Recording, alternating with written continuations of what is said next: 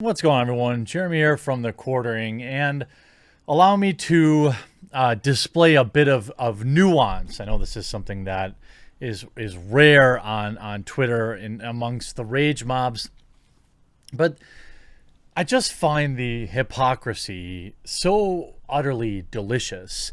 I think if I was some sort of like Norse spirit, I would be one that survives on hypocrisy, one that thrives. That's why I'm getting so fat. There's so much of it right now that it's like a glut.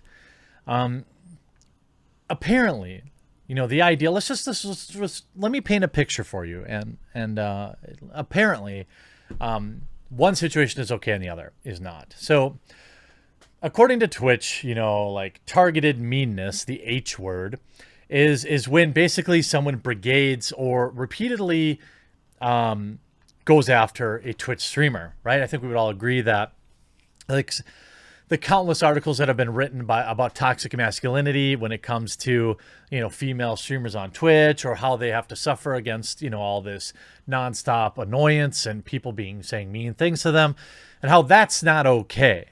I think we would all agree that that is the commonly accepted definition of Twitch.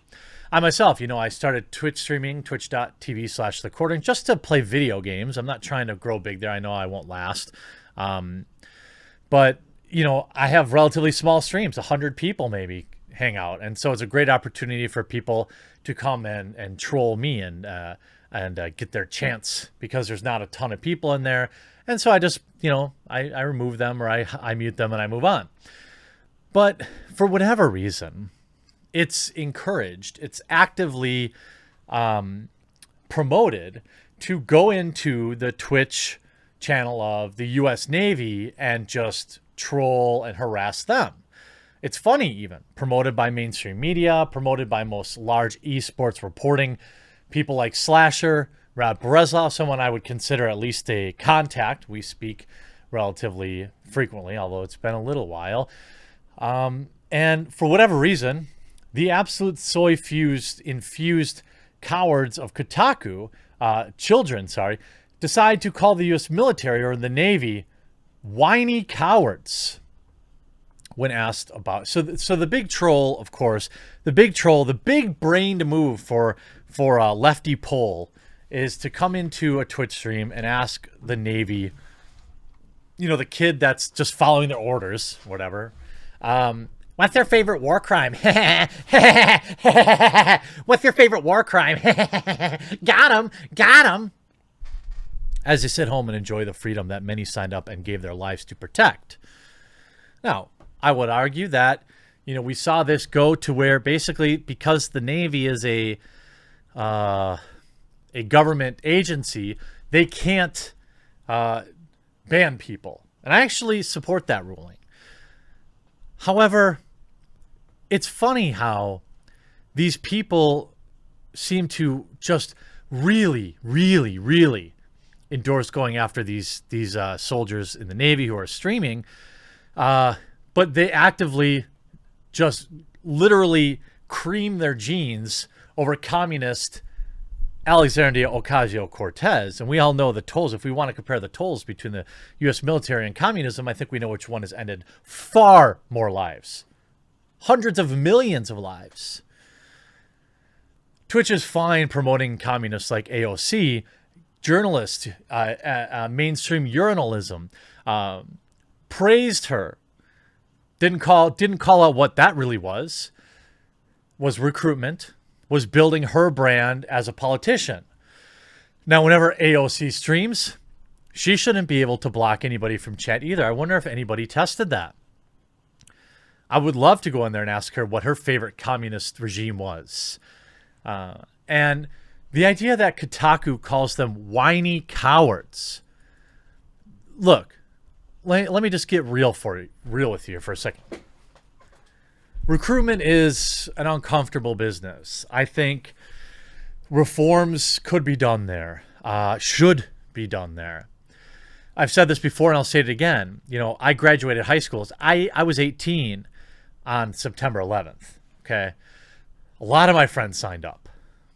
And it's something that I'll never forget, a lot of those kids didn't come home. The recruiters showing up on the high school campus and doing this kind of stuff, I didn't care for that. It's a business that they should focus on making it a better career than and being transparent. That's why you have like the GI Bill and all this stuff. They should focus on that as opposed to perhaps some sketchy recruitment tactics. Now, the Army and the Navy, they sponsor literally everything, every sport, every Super Bowl, every college bowl. There's some form of the Army or the Navy that's sponsoring it. They even have their own professional, their college teams, Army and Navy, right?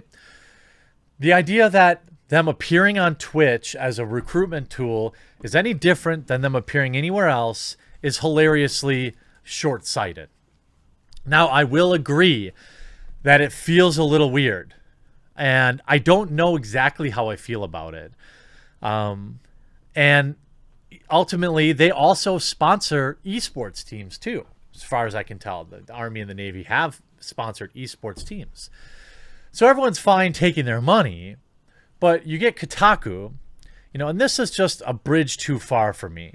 There is a flow chart now that has been created for how to respond to people saying, "Hey, what's your favorite war crime?" Hey, 85 pounds soaking wet.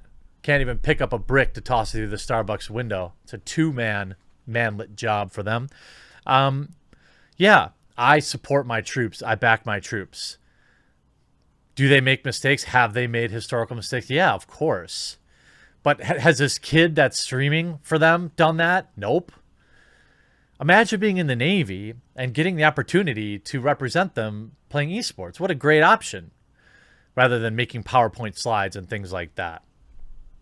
This is how you should recruit. Give them actual career paths. Now you could say all this is basically about the flow chart that was leaked. I'm here to hang out with people like me who love gaming. If you want to know about my life in the Navy, I'm happy to discuss, but I'm not here to speak on behalf of others. This is always in response to this question. I understand that some people here oppose the military and have no interest in a Navy career, but for those who are curious about what it's like to serve, let's talk. I'm here to play games. I have no interest in engaging in personal attacks. So these are just, then they have a decision tree. This is because they can't ban anybody. And I don't have a problem with them not being able to ban. They are a government agency, and just because I back them doesn't mean that I think they should be protected. Because certainly when AOC streams next, I'll be in that stream too, letting her know how I feel about some of her policies. Twitch Tone, you should feel comfortable and able to speak as yourself during your streams. The guidelines below are able to help you. Do share personal stories of your time in the Navy. Confirm that you're speaking from your own experience. Utilize appropriate emotes where and when it makes sense. Don't use any emotes taken, copied, or representative of any other brand. Use emotes that are altered or misrepresented, or tell other stories. So, I mean, I get it. These kids are just here to play games. Yep, folks oppose the military in the same nonchalant way they dislike pistachio ice cream or prefer blue over red. It's not that our taxes are disproportionately given to an organization that does all sorts of things that I'm going to grandstand on. Despite the attempts of politicians like Congresswoman Alexandria Ocasio-Cortez to keep the United States military from recruiting on Twitch, although she's happy to use the platform to recruit, it seems like channels from the Army and Navy are here to stay, and with every carefully planned marketing strategy, it's obvious these organizations are going to want their propagandists to stay on message. I mean, it's hilarious to me. Look, if there's not an interest in what they have to offer, no one's even going to be watching them.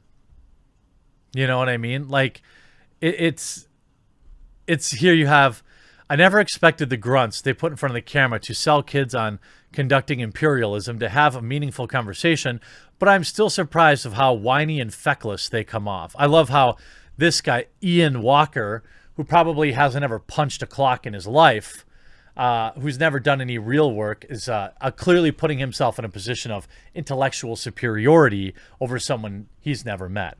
Seriously, I back the military. I back the badge. Yes, they have problems, and those problems should be addressed and called out. I don't back anything without question and without critique. But you know what? Shut up, Kotaku. Hope you enjoyed this video. We'll talk to you again real soon.